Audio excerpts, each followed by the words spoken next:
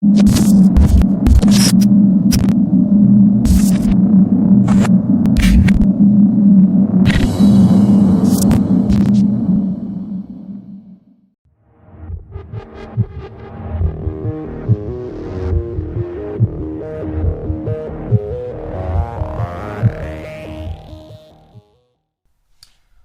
à tous, c'est Zouma. On se retrouve pour la suite de la construction de ce kit ZMR Vortex de chez Ping.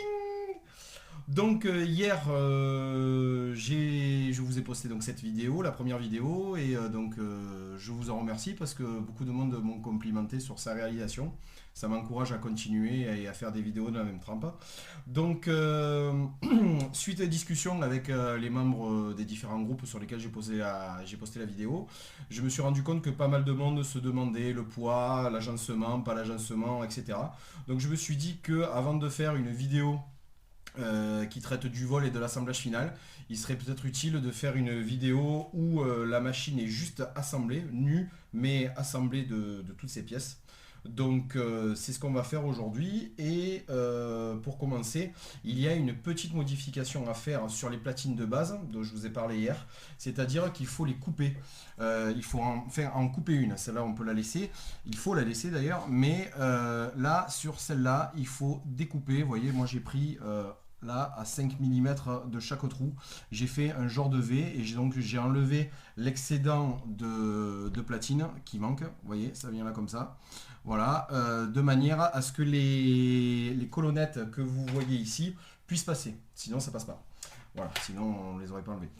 Donc voilà, donc ce que je vous propose dans un premier temps, c'est déjà de voir un peu les cotes de la machine. Et après, on partira en immersion. Immersion RC. Immersion RC, Vortex, immersion.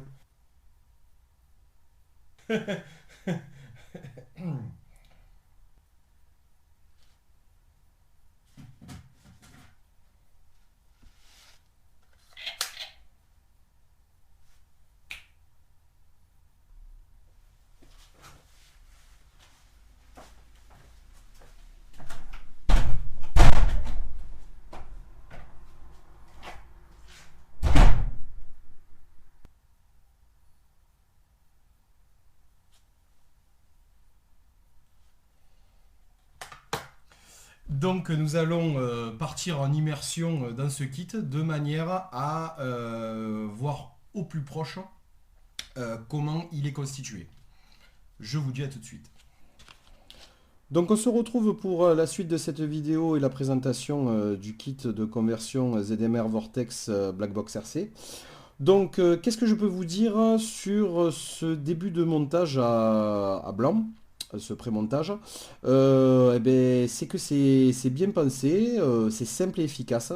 Je vais vous prendre une mesure qui est parue rigolote au début, c'est-à-dire que les bras ne font pas exactement la même longueur que des bras des ZMR classiques. En effet, quand on calcule et qu'on prend le mètre d'ici à là, on se retrouve avec une longueur d'un bras de 11 cm et quand on prend un bras de ZMR classique, voilà, on se retrouve avec une longueur de 11 cm et demi. Ça, c'est un petit constat que j'ai fait. Ça n'implique rien du tout parce que les points d'implantation des vis sont toujours les mêmes, hein. C'est-à-dire que du bord au premier trou, on a 9 cm et demi, que du bord au deuxième trou, on a 10 cm et demi. À ce niveau-là, rien n'a changé. Donc ça n'implique absolument rien sur un changement de comportement de la machine quelconque. Tout va bien à ce niveau-là. Voilà, qu'est-ce que je pourrais vous dire d'autre? C'est qu'on peut voir une vue du dessus, voilà, de ce kit de conversion. Ce qui est intéressant, ce qui est à noter, c'est qu'en fait, les vis traversent intégralement les deux pièces. Ces deux vis tiennent le support de bras et ces deux vis tiennent le spacer qui est ici. C'est pareil pour les autres bras, évidemment. Et une petite ouverture, comme là, on verra mieux avec la lumière. Une petite ouverture là qui permet de laisser passer les câbles moteurs, enfin non, les câbles SC, excusez-moi. Voilà, et ici à travers on voit l'ouverture pour visualiser son contrôleur et surtout pour avoir une aération. Et aération qu'on voit par-dessous. Alors comme vous le voyez, je n'ai rien fermé puisque je vais finir d'assembler la machine dans quelques minutes. Et je voulais vous montrer voilà, à quoi ça ressemblait au plus près déjà. Donc vous voyez, ce qui est intéressant de voir aussi, c'est au niveau des fermetures, des jointures, tout vient parfaitement s'emboîter, coulisser dedans. Il n'y a aucun problème à ce niveau-là. Voilà, donc je vais passer sur autre chose, c'est la platine supérieure. Donc la platine supérieure, c'est la platine que je vous ai montré tout à l'heure, qui est un peu rognée ici de manière à pouvoir laisser passer les colonnettes qui sont là. Une fois que vous avez fait ça, là évidemment ça ne rentre pas puisque les têtes de vis gênent, mais une fois que ça va être fermé, voilà, ça ressemblera à ça. Donc par la suite viendront se poser les 4 petits embouts caoutchouc pour soutenir cette platine là, voilà, et le montage de notre kit sera terminé. Voilà, donc c'est réalisé en très peu de temps, du moment qu'on a tous les bons outils sous la main. Et en termes de bons outils, une Dremel pour couper le morceau, une clé Allen, et c'est vite vu, hein, c'est du tac au tac quasiment. Voilà, donc je vous retrouve dans quelques minutes, je finis de monter la frame et on en rediscute pour ce qui est dimension finale et pesée. Voilà, on se retrouve pour le dernier point de ce pré-montage. Donc voilà la bête montée avec toute sa visserie en place. Et il ne reste plus qu'à mettre, comme vous voyez, les protections de bras. Donc ces protections de bras viennent se mettre par le dessous et sont utilisées, sont vissées avec les vis moteurs qui vous sont fournis avec vos moteurs. Donc ça c'est logique, mais bon, j'en fais quand même la petite précision. Voilà. Il n'y a rien de plus à faire à ce moment-là à part d'y apporter son électronique. Donc comme je vous le disais, hein, c'est du très beau travail, soigné. Propre, précis, tout tombe en face, il n'y a pas, de petits décalages, vous mettez la vis, ça tombe dedans, aucune erreur de calcul. C'est une très belle réalisation, sincèrement. Je vous en fais le zoom, voilà, pour que vous puissiez le voir de plus près. Voilà, je vais vous le faire sur tous les niveaux, voilà, tous les côtés.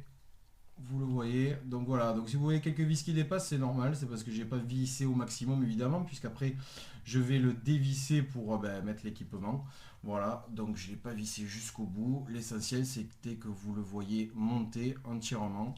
Voilà, vous pouvez voir dessous les boulons qui ne sont pas complètement vissés, mais c'est assez serré pour tenir. Déjà, ça apporte déjà un bon gage de solidité parce que vous voyez, ça bouge pas quoi. Hein, ça bouge pas, c'est voilà.